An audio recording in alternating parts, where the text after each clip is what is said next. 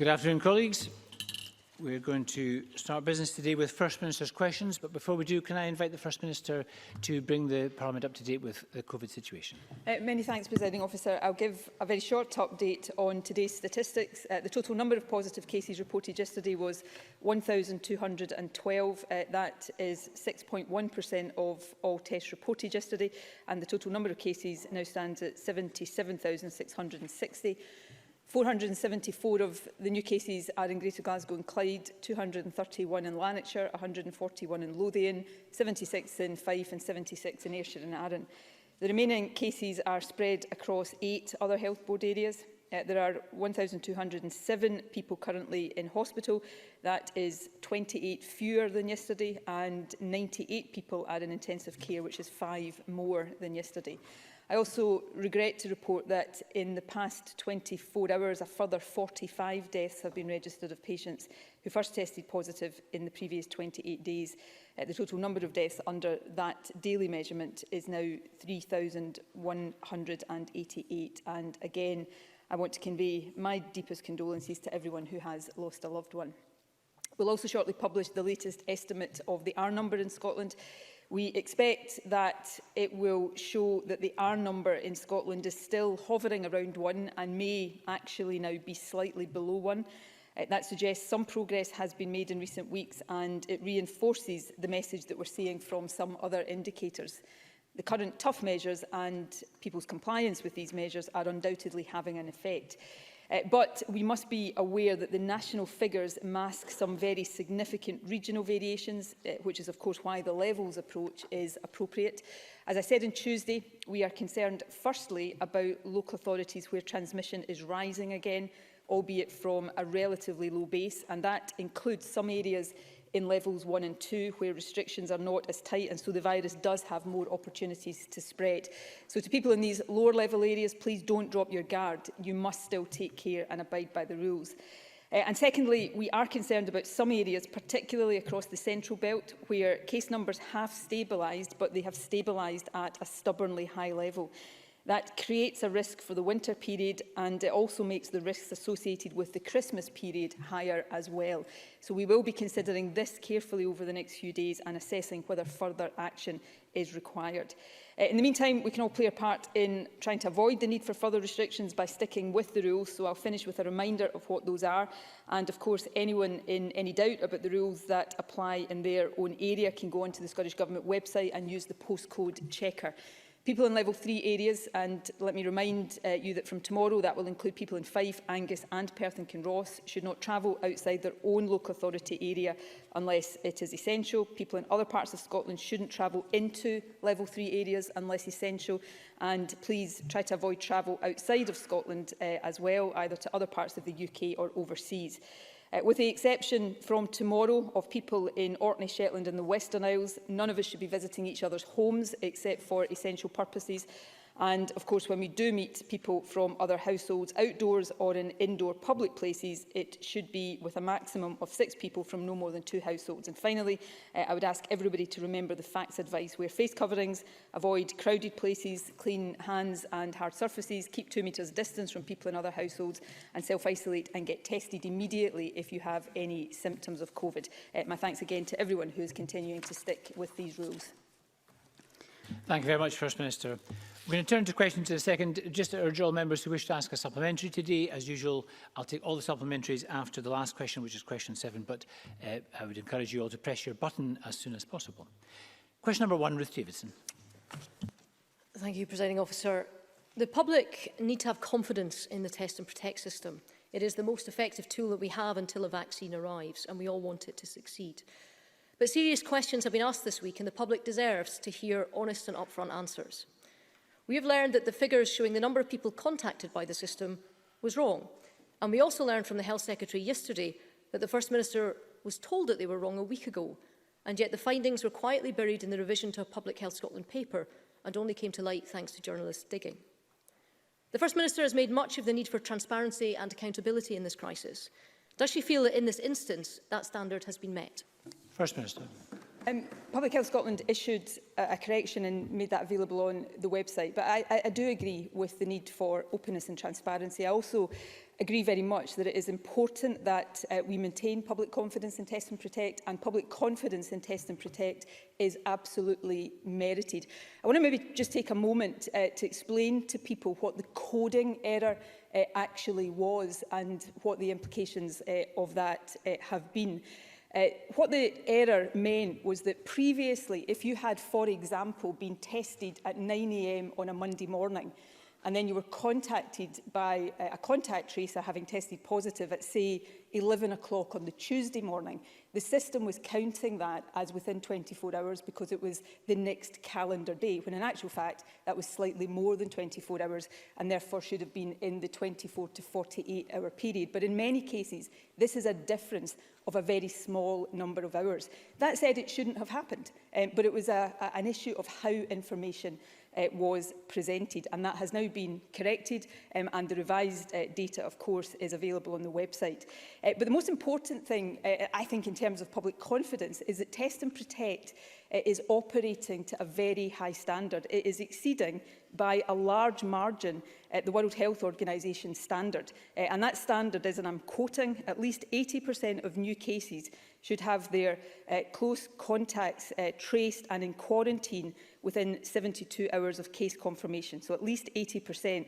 The most recent figures for Test and Protect is that they are achieving 95.8% within 72 hours. They're actually achieving 88.7% within 48 hours, exceeding the WHO standard for 72 hours within 48 hours. So where there are issues, we address those issues, but let's none of us forget the fact that people working in Test and Protect are doing a very good job. If you compare the performance of Test and Protect to Test and Trace in England, for example, it is performing to a high standard in its own terms, but also to a relatively high standard, and the government will continue to support it to do so. Ruth Davidson. I think that if the First Minister had wanted to bring people with her on this, she should have proactively fronted it up at one of her daily press conferences, because people accept that mistakes will be made, but they also expect that their government will hold their hands up. Now, let's be clear, it is good news that we are currently exceeding the WHO targets thanks to the efforts of frontline staff. But I think it's wrong of the First Minister not to acknowledge that for 8 consecutive weeks at the start of the COVID second wave, we were not meeting those targets. And we didn't know that we were missing them because of this data error. Now, the First Minister is right that the WHO says to be effective, we had a contact rate of over 80% in 72 hours. The week of the 10th of October, when we were counting a contact as a physical conversation, we missed that target by a mile, recording under 70% of contacts traced. So can I ask, is that why on the 10th of October, the Scottish Government moved to change what constituted a contact as a simple text on its own? First Minister. No, I wasn't aware of the coding error at that stage, and Public Health Scotland wasn't aware of the coding error. Let me just repeat, and I think it is important for the public to understand, nobody, including me, is saying that it is not important that that coding error happened. It is, and it's been rectified, but it is also important that we don't overstate the consequences or implications of that. In many cases, this was still people who were contacted the next day, but the time the next day that they were contacted would have taken them perhaps a few hours over the 24-hour period. So let's understand the context for that. On the issue about people being texted, I think it's really important to understand how the system works. So if you take index cases, all index cases, that's people who test positive, are telephoned by Test and Protect, and it makes repeated attempts to reach people if it doesn't do that the first time. There's a small percentage, about 6% of index cases that Test and Protect have not managed to contact. That's not a failure of Test and Protect, that's people, frankly, who are not answering their phone to Test and Protect, and we've all got a personal responsibility here. But all index cases are contacted by telephone. On average, these calls last an hour, and the information that Test and Protect gets is invaluable.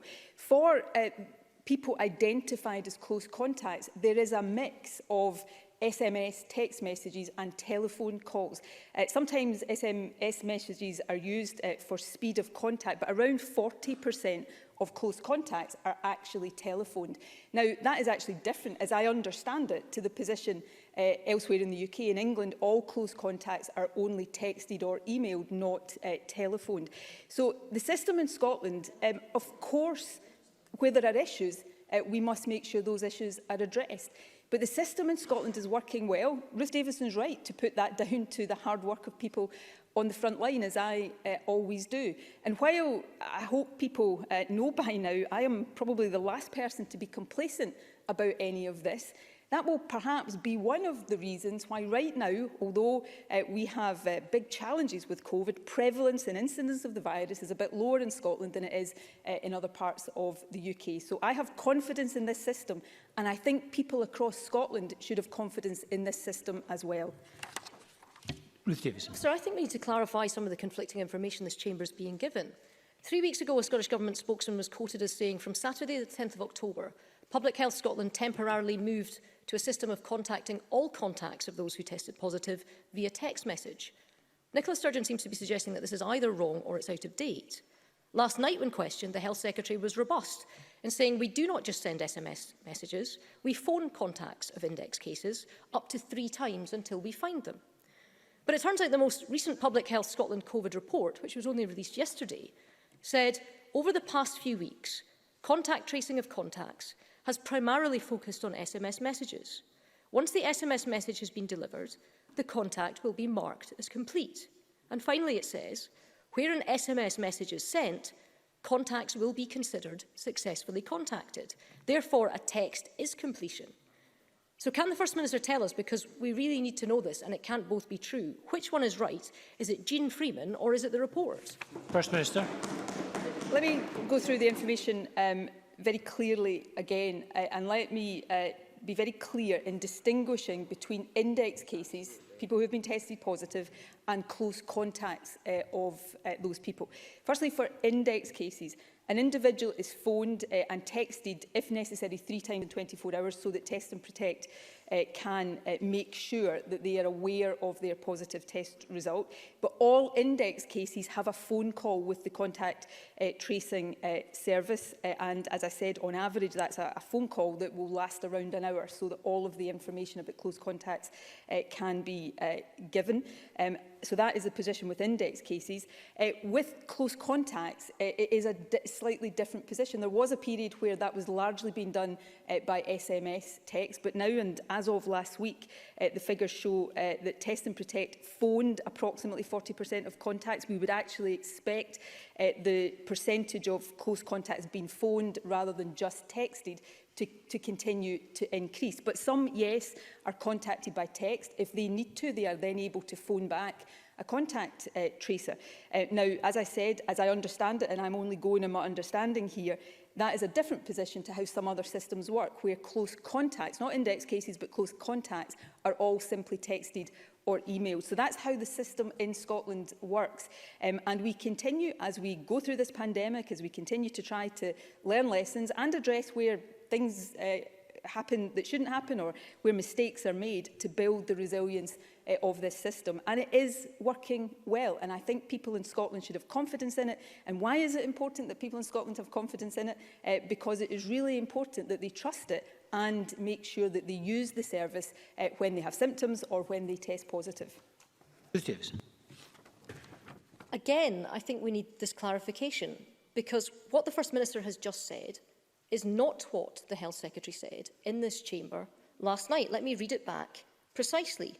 We do not just send SMS messages. We phone contacts of index cases up to 3 times until we find them. And perhaps the Health Secretary could be invited back to correct the record. Now, I do wonder how, after 8 weeks of missing WHO targets by a mile, we moved to simple text messages and suddenly we're hitting the target again. The reason that this is so important is because this data directly impacts the decisions we make. Jean Freeman tried to say that it didn't last night. She said, I can confirm that none of the earlier or revised information, which members are welcome to look at, would have made any difference to the decision that we have taken. But on the 2nd of September, the First Minister told the Chamber that the data we now get from Test and Protect allows us to be much more targeted in the measures that we take. So one says it makes no difference to the decisions, and the other says it directs the decisions. And accurate data is essential here. That's the First Minister's view, and I agree with her. And rather than the hostile defensiveness that we've seen, particularly from the Health Minister, in response to fair and reasonable questions, I think it would be better to front up to the problems that we're facing. Now, the Health Secretary was asked yesterday how many more people have been infected as a result of this error? And the answer to that is that we simply don't know. And isn't that the problem here, First Minister? First Minister. The reason why I set out what the error was to give people assurance that this is not something that has meant large numbers of people have gone missed or undetected for long periods of time. This is about, let me repeat the example I gave. If you got tested on a Monday morning, say at 9 o'clock, and you were contacted maybe, say, lunchtime on the Tuesday, because that's the next calendar day, the coding error was that was being counted as within 24 hours, but it's slightly over 24 hours, but it is a small number of hours. That shouldn't have happened. Nobody, I'm not being defensive, that should not have happened. But it did happen and it's been rectified. And it doesn't change the fact that Test and Protect is operating to a very high standard. You know, figures have just been released in England for Test and Trace this morning. And, you know, I know that system is working hard and huge efforts are being put in to improve that, but you can compare and contrast the figures and the performance of Test and Protect with that and see that it is working to a high standard. Now, on the other points, when I talked about the data from Test and Protect being important to target action, that is correct. That is the Test and Protect data that we get, that contact tracers get from positive cases about where they've been, and therefore that allows us to draw conclusions about the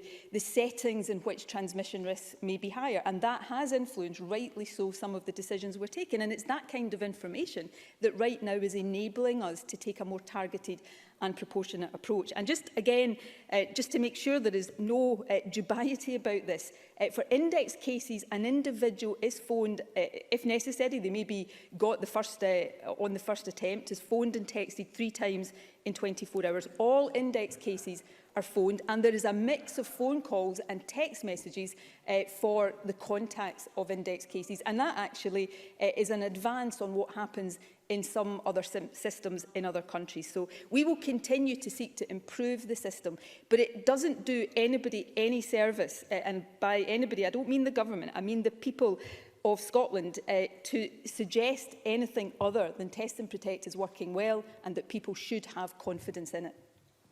Question number 2, Richard Leonard. Thank you, Presiding Officer. Last night, the Cabinet Secretary for Health told Parliament that what undermines confidence in the Test and Protect system was misrepresentation. Since September, the First Minister has told Parliament on at least 10 occasions that Test and Protect is excellent, it's working well. Isn't that a misrepresentation? No, if Richard Leonard is saying I've done it on 10 occasions, I'm about to do it on an 11th occasion. Test and Protect is working well. It is doing a good job, and I think it is a disservice to those working in that system to suggest otherwise. The coding error that is rightly been raised, and we're answering questions about that rightly and properly, I have set out what that is. That is an error in how figures were being presented. It shouldn't have happened, and it has been rectified. But that does not change the fact that Test and Protect is working well. Just let me again remind people of the performance of Test and Protect against the World Health Organization standard. 80% of new cases should have their contacts traced and quarantined within 72 hours. The most recent figures, 95.8. It was over 90% the week before as well. So Test and Protect is working well, and people should continue to have confidence in it, because it is vital to our overall approach to COVID that people do have confidence in it. Richard Leonard. Thank you. But the data shows that in 8 weeks, over August to October, you failed to meet that WHO standard. And the sage advice is that to make a significant impact on the R number, the delay should not be greater than 48 hours. Look, we're agreed that an effective tracing system is key to containing the virus. We're agreed that it is in all of our interests for the government to succeed. But that's why it's so worrying to see the system struggling so much. While the First Minister was standing in Parliament saying in recent weeks, as she said again today, that the system was working well, 1/3 of contacts were not being traced within 72 hours. So once again, there is a disconnect between the First Minister's parliamentary pronouncements and what's going on out there in the real world. And it's not just the tracing of contacts that is taking too long. The most recent reports from Public Health Scotland show that there have been thousands, 3,500 to be precise, people who have tested positive but who have not been interviewed by Test and Protect. 400 in the past week alone. So is the First Minister seriously telling the people of Scotland that this shows Test and Protect is working well? Isn't it showing us that it's desperately short of resources and that the government needs to get a grip? First Minister. I think Test and Protect is working well. I am not complacent at all. There was an error made in how the figures were presented. That's been rectified. Yes, we have had to build up the resilience of Test and Protect, and the figures that it is now achieving, the performance that it is now achieving, is by the gold WHO standard exceptionally good. Can I, in all seriousness, take on the 3,500 point? Because, of course, that is a concern, but it is simply and factually wrong to describe that as a failure of Test and Protect or somehow down to lack of resources. What that number is, and that's about 6% of the total number of people that have had to be contacted. Index cases, I think that figure is a percentage of over the whole period Test and Protect has been operational. Those are people who, despite the best efforts of Test and Protect, don't answer their phones and don't reply to the text messages. Now, all of us have a personal responsibility. You cannot blame Test and Protect if people are not answering their phone to Test and Protect. So let's all of us encourage the tiny minority that might be in that category to not do that and to make sure that they are answering their phone to Test and Protect. And people across the chamber might not like that reality, but that's what that figure relates to. That is not Test and Protect failing to try to contact people. That is them not successfully managing to contact people because the contacts are not answered. Richard Leonard. Well, the 3,500 people who tested positive were those who could not be reached, and that's a serious source of the transmission of the virus.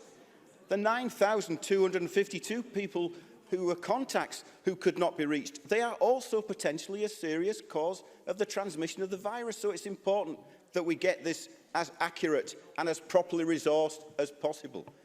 But it isn't just on Test and Protect where there is a disconnect between government rhetoric and reality. 1 month on from the introduction of new guidance on care home visiting, 90% of families contacted by Care Home Relatives Scotland have seen no improvement in visiting arrangements. In fact, many have seen arrangements getting worse. One relative said they feel constant stress and separation anxiety as mum becomes frail and is asking for me. I feel I'm letting her down. First Minister, this could be changed if care home visitors could get tested. After 9 months of isolation and separation, families are calling for our help to reunite them with their loved ones in care homes. They say, in their words, that they are running out of time and that they need to see change happen now.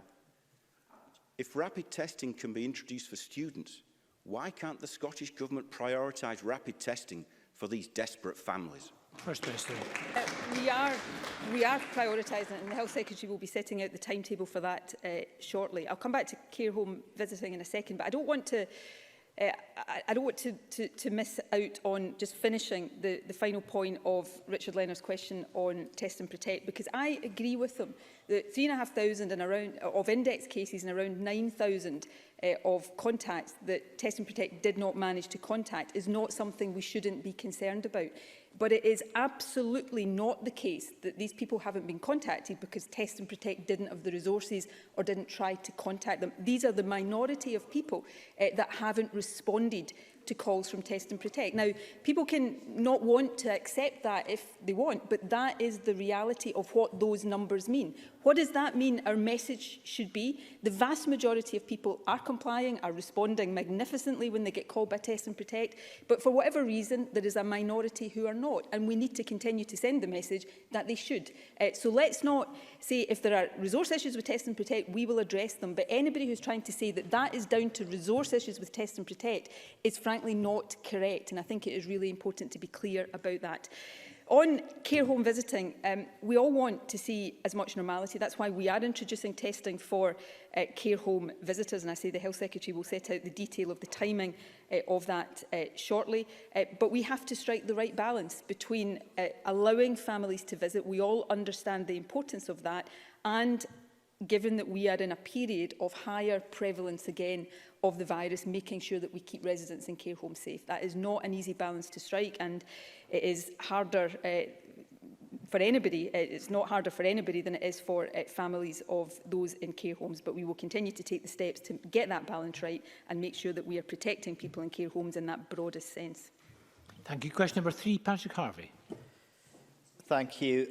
Around the world, people who believe in democracy breathed a collective sigh of relief last week at Donald Trump's defeat. But as he refuses to concede and instead reverts to promoting online conspiracy theories, we need to recognise that this kind of toxic agenda is a threat in Scotland too. Investigative journalists at the Ferret have shown that online conspiracies are gaining an audience in Scotland. These conspiracies include ideas linked to COVID denial, anti-vaccine myths, as well as climate denial and other far-right ideologies very similar to the movement that Trump cultivated. This is a very real threat to public health. Research by Hope Not Hate has shown that 1 in 4 people in this country agree with online conspiracy theories, and the Royal Society has suggested that around 1/3 of the public are uncertain or unlikely to accept a vaccine when it's available. What action is the Scottish Government taking to address this dangerous movement, which has caused so much harm in the US, both to democracy and to public health? And what will it do here in Scotland to build public confidence in a future vaccine so that we can maximise uptake? First Minister. I think the risk Patrick Harvey sets out there is a very real risk in the public health and COVID context in particular, but as he says, more widely to our democracy. I think all of us should guard against buying into conspiracy theories on the internet or anywhere else. And in COVID, that is obviously particularly important. So the first thing that is really important on the vaccine is that the vaccines go through all of the appropriate and proper regulatory processes, and that is what is happening right now. And it is important that we're all very clear that when vaccines are given clearance to be used, then they are safe to use. And it's the Scottish Government will make sure all of the information about the vaccine is made available, and we take steps to address any concerns that people have. It is really important for all of us to be very clear when we are at the point, and I hope there's no guarantees yet about this, but I hope we may even be in a position before the end of this year, or certainly very early next year, to start vaccinating people against COVID, that the message is very clear. If you are in one of the eligible groups, then come forward for vaccination. You're protecting yourselves, but you are also helping to protect others. And politicians and Parliament as a whole will have a big part to play in that. Patrick Harvey. Thank you. I think we do all have a part to play in that. But as well as protecting Scotland from this particular threat, which Donald Trump helped to cultivate, we also need to protect Scotland's good name from association with the toxic Trump brand itself. The First Minister is well aware that there are serious and long-standing concerns about Trump's business activities, including US evidence at Congress citing patterns of buying and selling that we thought were suggestive of money laundering, and drawing particular attention to the golf courses in Scotland and Ireland. The cause for concern is still growing. It's now reported that the Manhattan District Attorney's Office is investigating the Trump Organisation's inflation of assets and potential bank and insurance fraud. The Trump Organisation has been accused of repeatedly reporting fraudulent financial details to the US Office of Government Ethics, while reporting a different set of figures to the UK regulators in respect of the Trump golf courses here in Scotland. The Scottish Government is able to go to court and ask for an unexplained wealth order to start getting answers. So far, it has refused to either confirm or deny that an investigation is even underway.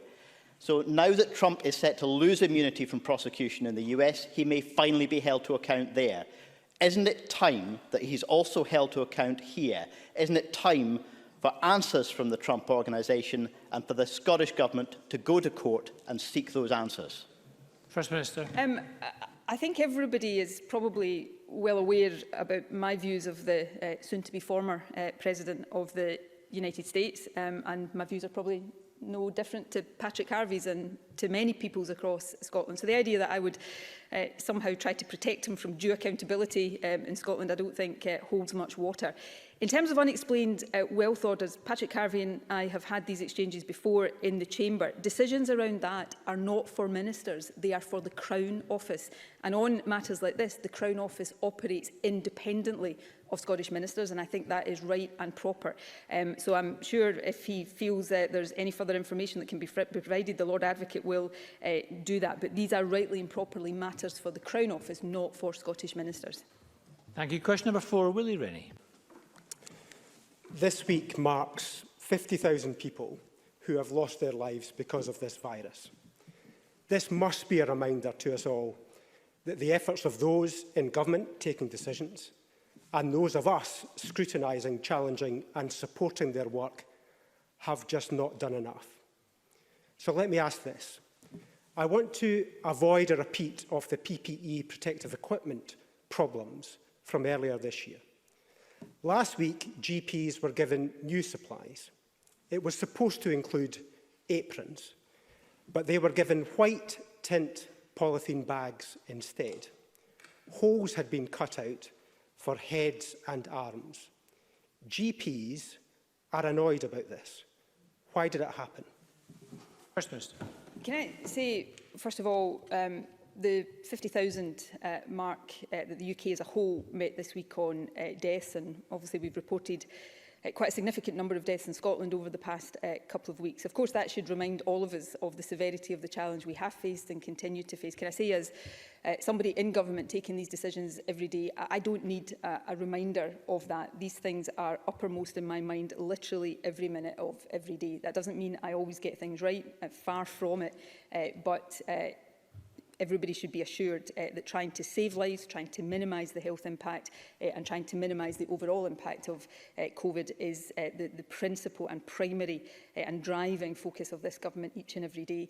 The issue about PPE, there was, so 2 points I would make to that. Well, before I make either of them, actually, let me say one of the most important responsibilities of government is to make sure that those in the front line of our health and care services have the PPE they need, and the government has taken a number of steps to make sure that is the case, and we will continue to make sure that our stocks are resilient and that the quality of PPE is as it should be. In this particular instance, there was a concern about, firstly, the labelling of these aprons as bin bags that had been reformulated. It has been confirmed that that was a mislabelling and not correct. These were PPE aprons.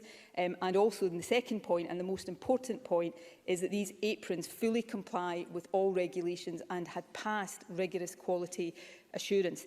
But the third point, actually, there's a third point I want to make, which is perhaps more to GPs than to Willie Rennie. Any GP that wants to have a different style of apron to these ones, if for whatever reason they don't have confidence in them, can raise a replacement request through their local health board supplies team, and alternatives will be supplied. But all of the PPE we provide goes through rigorous checks, and I think people on the front line have a right to expect that. Willie Rennie. I thank the First Minister for that answer.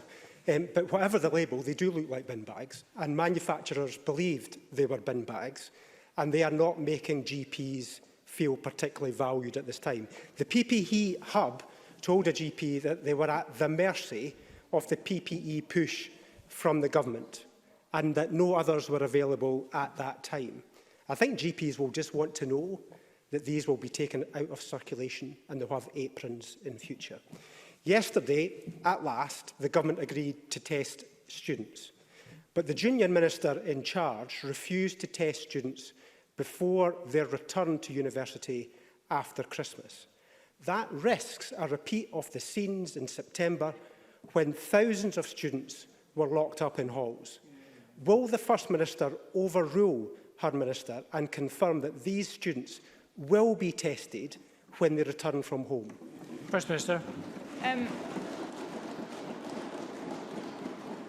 firstly, before I come on to testing, just on the PPE and aprons, I'm not sure there is an argument to take these out of circulation, but I will certainly ask that question of those who advise me. These were medical grade aprons that had been independently tested, and I think it's important to make that clear. If GPs prefer a different style, they can request that, and I will certainly query whether there is any reason why these shouldn't be in circulation. We take the responsibility to ensure that those working in our health service have the right protection very, very seriously.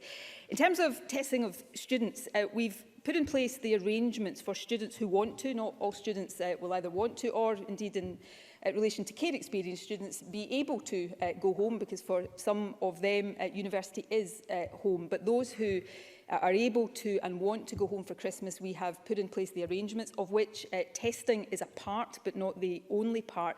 We have not yet finalised the plans for the return of students, whether we will want to have the return in the same way as happened in October at all, and if that is the case, what role testing will play. So it's not that we have ruled anything out, it is that we are continuing to consult with students, with the sector, to get the right arrangements in place there. And you know, January, for a variety of reasons, the season, having had Christmas and of course potential issues with students, potentially is going to be a very challenging month in terms of COVID. So it is really important that we take all of the due precautions and think very carefully about before finalising plans, and that's what we are doing in terms of the return of students after Christmas, and we'll set out the detail of that as soon as possible.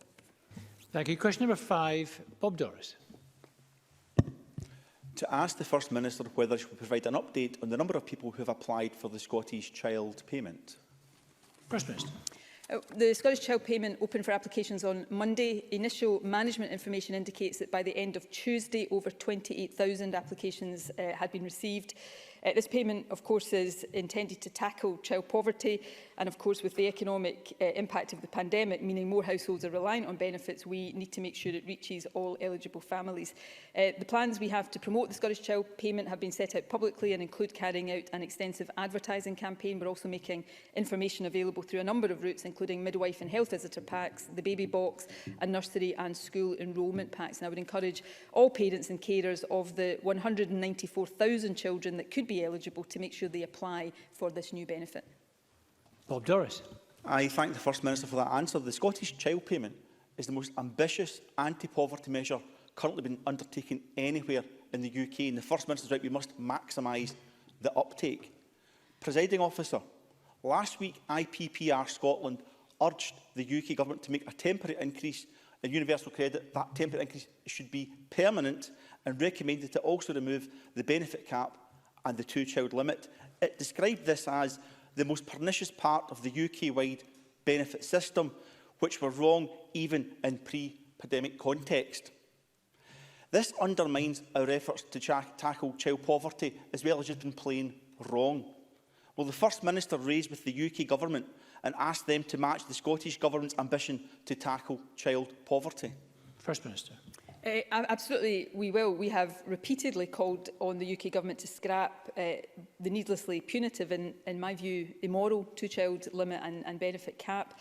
This week, a joint letter also went from the Welsh, Northern Irish and Scottish Governments to the Secretary of State for Work and Pensions, calling for the £20 uplift to universal credit to be made permanent. We know that harmful policies like these coming from Westminster have a disproportionate impact on single-parent households, and a recent Joseph Rowntree Foundation report found that withdrawing the £20 uplift will result in 700,000 more children across the UK being pushed into poverty, 700,000 more people, that includes 300,000 children. So I would hope on both of these issues the UK Government would do the right thing, so that we can all work together to ensure that we tackle child poverty and not make it worse. Thank you. Question number 6, Donald Cameron. To ask the First Minister what the Scottish Government's response is to Chest, Heart and Stroke Scotland's call for the introduction of a national support service for people with so-called long COVID. First Minister. We have already met with Chest, Heart and Stroke Scotland and are considering their proposal about support for people with ongoing COVID symptoms. The NHS is delivering care tailored to the individual needs of people experiencing long COVID across a range of specialisms.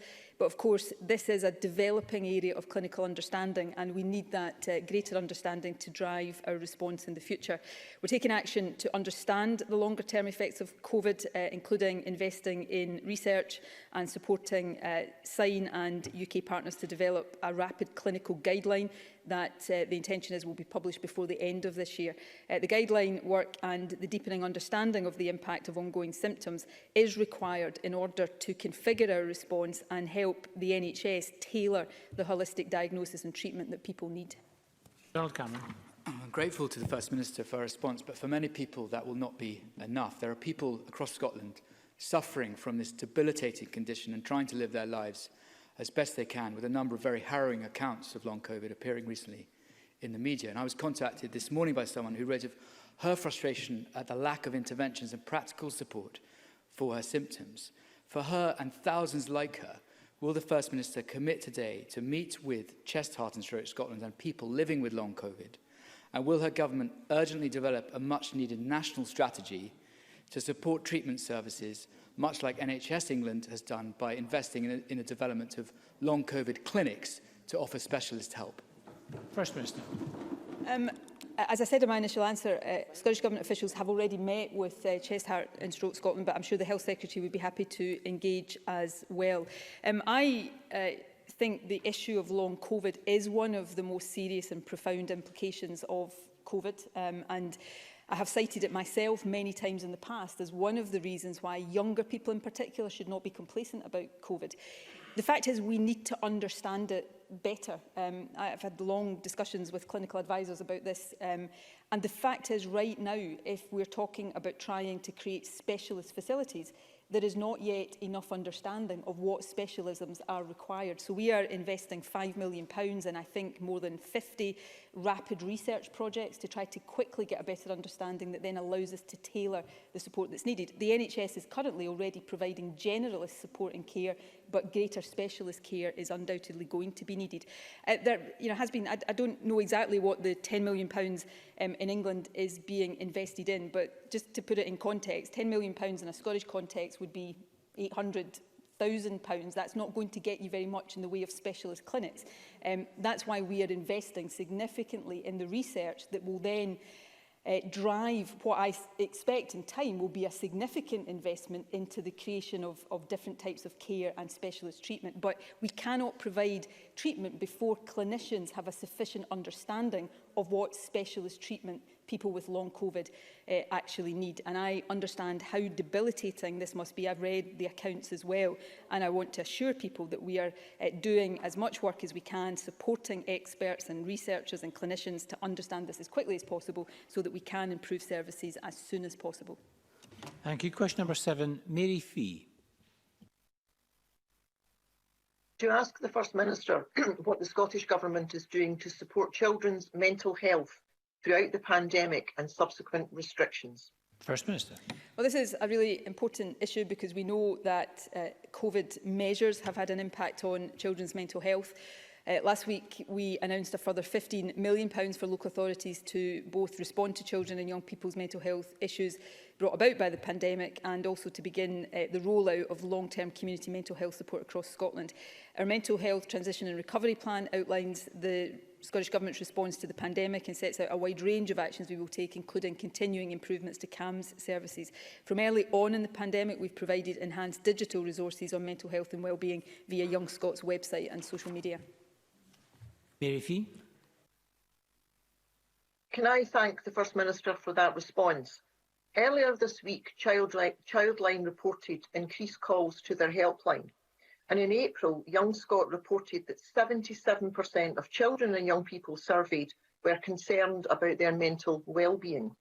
Dr. Justin Williams, who is Vice Chair of the CAMHS faculty at the Royal College of Psychiatrists, has recently said, "We have suffered from many years of neglect and disinterest in our services. We need real resources, not cosmetic change. Specialists mental health services need to be properly resourced, and the government claims they've been increasing resources in CAMHS for years, they have not. Does the First Minister agree with Dr Williams, and is she really confident that the small pockets of money offered are capable of delivering real and tangible change to young people's mental health? First Minister. So we have been increasing investment in mental health, but of course, whether it's Dr Williams or any other frontline clinician, if they don't feel that that is having the impact it needs to have, then of course we've got to address the reasons for that. I absolutely agree. Before the pandemic, we've had lots of exchanges in the chamber. There is need for greater investment in CAMHS, but there is also need for us to recast how services for young people are delivered. We absolutely need to make sure that specialist services are properly resourced, and we are committed to ensuring that we do that. But we also need to make sure that the burden on specialist services is not being increased because of the lack of early intervention and preventative services. And so we have been also trying to invest in and redesign that part of the service. That's why the community wellbeing service, counsellors and schools are so important. So all of that work was important before the pandemic. Given the impact on young people's mental health as a result of the pandemic, it becomes even more important. And that's why we are making increased investments, but will continue to support clinicians and others across the service to make sure that services are not just well resourced, but delivering in the way that helps young people the best. And let's not forget that behind all of this talk about money and redesign of services are young people who are suffering mental health impacts, and some of them suffering very severe mental health impacts. And I take very seriously, as the Health Secretary and the Government does, our responsibility to respond to that appropriately. Thank you. We're going to move to supplementary questions. The first from Angus MacDonald, to be followed by Alexander Stewart. Thank you, Presiding Officer. The First Minister will be aware of the announcement by Petro-Ineos on Tuesday, detailing its plans to reconfigure the Grangemouth refinery to protect 450 skilled jobs, but with the regrettable loss of up to 200 jobs as a result of a reduced demand for fuel both here and in Europe. And of course, there's the added threat of the possible imposition of tariffs by the EU on UK manufactured fuel in the event of a no-deal Brexit. Now, I know that the PACE team have offered their assistance to Petro-Ineos and their employees, as has Falkirk Council. However, with the speed of change in the European refinery sector worsening, the challenges are likely to continue. So can I ask the First Minister what the Scottish Government can do to ensure the Grangemouth refinery retains its crucial role as a critical industrial infrastructure, and when can we expect to see the formation of the Grangemouth Future Industry Board, as promised in the programme for government, well, the need for it is crucially important, as we can see from Tuesday's news. First Minister. Can I thank Angus MacDonald for that question, which is obviously of huge importance in his constituency. I very much share the concerns of those affected by this announcement and their families, and my thoughts are with them. We will do everything we possibly can to support those whose jobs are at risk. This decision, I am told, is a response to challenging market forces brought about in large by the pandemic, but it is also an attempt to reposition the refinery for the longer term. We are also working within the devolved powers that we have to support Scotland's industries to retain productive capacity and recover from the economic impact of COVID. Industrial change will continue as we get closer to 2045, obviously, and planning for net zero is a responsibility for both government and industry. And the programme for government includes extensive, tangible support to further a just transition. And finally, I can confirm that work to establish the Grangemouth Future Industry Board is underway already. Future-proofing this key industrial hub will help support a long-term sustainable future for Grangemouth, which is what everybody, I'm sure, in the local area wants to see. Thank you. Alexander Stewart, to be followed by Elaine Smith. Thank you, Presiding Officer. First Minister, Age Scotland is becoming increasingly alarmed by the number of elderly patients and their families who feel they are being pressured to sign Do Not Resuscitate forms. They are concerned that DRM's forms are being used as a tool to write off elderly patients due to their age, some who are otherwise healthy and living independently. So what is the First Minister's response to Age Scotland's calls for a parliamentary inquiry on DMRs? And will she commit to publishing data on the number of forms issued during 2020? First Minister. Can I say, firstly, it's obviously not for me to determine whether or not there are parliamentary inquiries into particular issues. That would be for appropriate committees. I will take away the point about data and see whether we are able to publish data. I don't know whether that is data we'll be able to publish, but I will look into that. And thirdly, just by way of introduction, I always take the concerns of Age Scotland seriously, given how respected an organisation they are in the field that they operate in. I've been very clear about this periodically when it's been raised throughout this pandemic. No older person, nobody, period, should ever be pressured to sign a do not resuscitate order. That should not happen. And in my personal experience, I have never spoken to a clinician who would say otherwise. What clinicians will say is that there needs to be, often with individuals, and all of us could find ourselves in this position in the future, very sensitive conversations about end-of-life care, and DNRs may form part of those discussions. But that should always be done very sensitively. It should always take account of the wishes of the individual concerned and their wider family. Nobody in any circumstances should be under pressure to sign a DNR. I couldn't be clearer about that. The government couldn't be clearer about that. And I think any decent clinicians, which all in my experience are, would be very clear about that as well. Thank you. Elaine Smith, to be followed by Maureen Watt. Thank you, Presiding Officer. The First Minister earlier mentioned Christmas, which is not only an important Christian feast, but also a national holiday celebration for people of all religions and none, and they want to make plans, particularly in central Scotland, where extreme measures have been in place for many weeks now. So can the First Minister tell us what progress has been made with the Four Nation talks on this, and what consultation is she having with other political parties and Civic Scotland to try to avoid a bleak and lonely Christmas? First Minister. Christmas is really important. It's important for all of us. It's not the only festival that's important. For the majority of us, even people who are not Christian, Christmas is important, and I absolutely recognise it. But right now is Diwali, for example. Many of our communities across the country have had these important celebrations disrupted because of COVID, and we've got to recognise that this has been an impact on many different faith groups as well. I had a Four Nations discussion yesterday evening about a couple of things, but the Christmas arrangements were one of them, and these haven't concluded yet, but they will continue. I was due to update party leaders shortly after that on matters COVID, and no doubt that would have come up, but due to a delayed vote in the Parliament last night, that discussion had to be postponed, unfortunately. But these are important matters. What is really important here is that we strike the right balance. Firstly, we've got to recognise that people want to spend time with their loved ones at Christmas. I am no different to everybody else in that respect. We also have to recognise that we have to give people confidence in any rules and restrictions that are in place and encourage maximum compliance. And that means recognising the reality of the Christmas period, and we all want to get to that position. But we also have to be sensible. We have to think, if people are going to be interacting more over Christmas, what are we advising people to do after Christmas, in January, for example, to minimise the risks? And we just have to make sure that for all of us, being able to enjoy Christmas a bit more is not going to lead to loss of life and illness in January or February that could otherwise have been avoided. I wish, probably on this more than on many other aspects, there was an easy answer.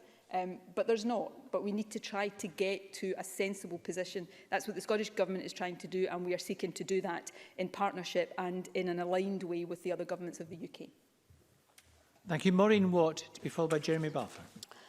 Does the First Minister agree that the UK Government's Agriculture Bill, which has now received royal assent, woefully fails to deliver on the promises made to Scotland during the EU referendum, that EU funding would at least be matched and that there would be no powers grabbed from our Parliament that will impact on farming and food production?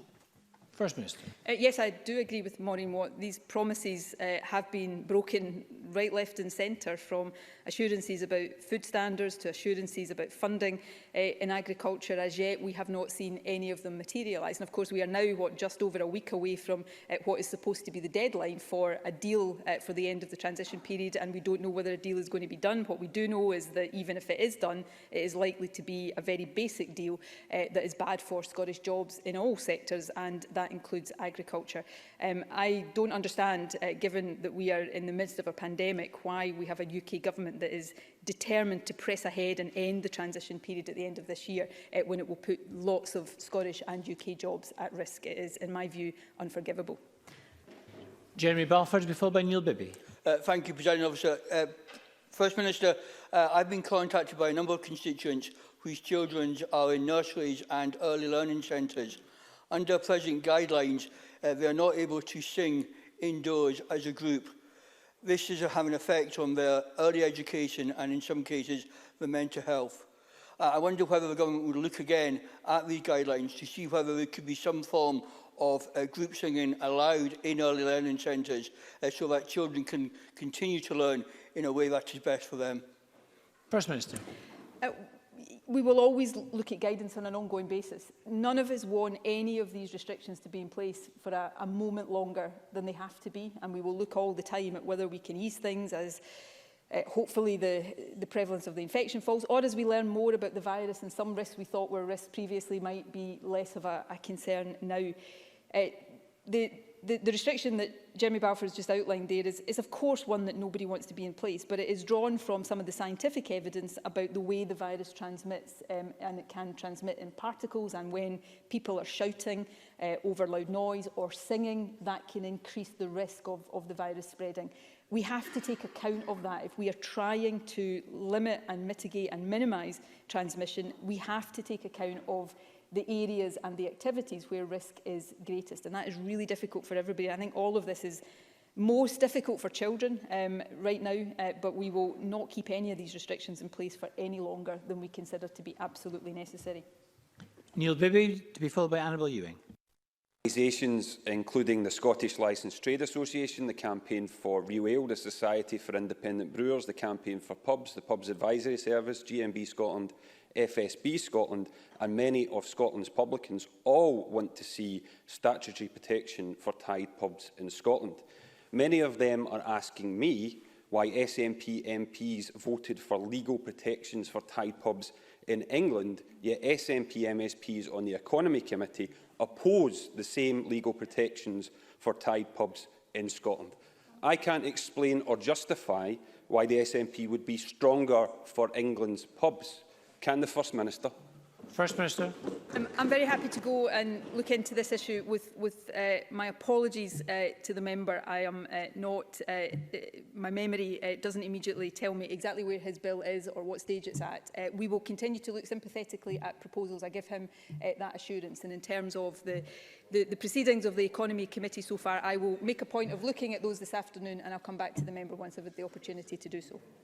Thank you. Annabel Ewing, to be followed by Annie Wells, both of whom joined remotely. Annabel Ewing.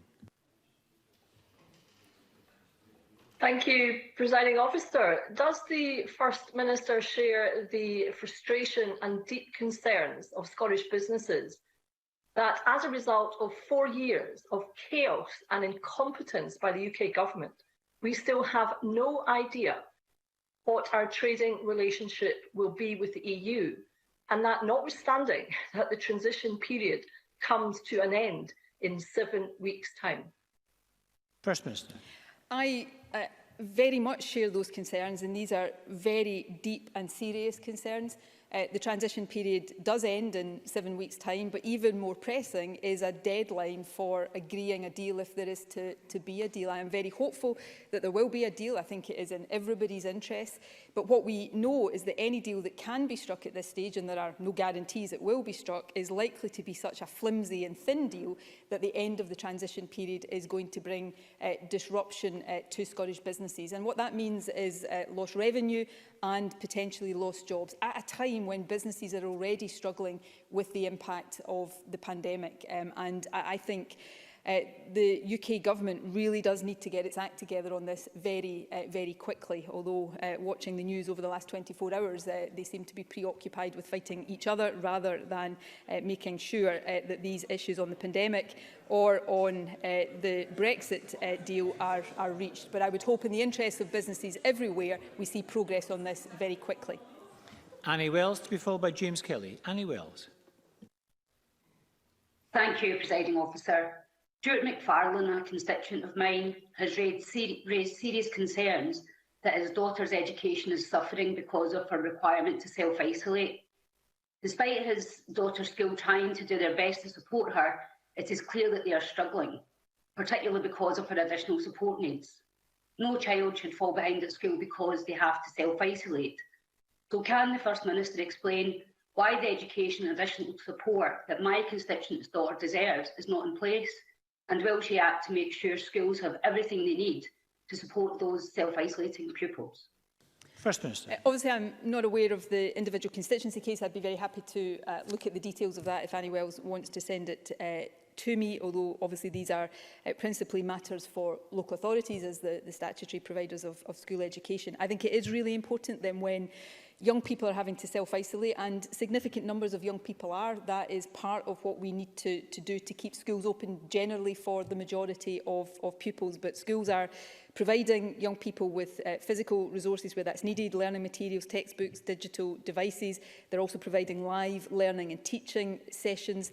That's been done in a variety of different ways, but clearly we want to make sure that that is taking account of all of the different needs of different young people, and that is a responsibility I think local authorities have to continue, and I'm sure they do continue to take very seriously. But on the individual circumstances, I would be happy to consider that more if I have more details of it.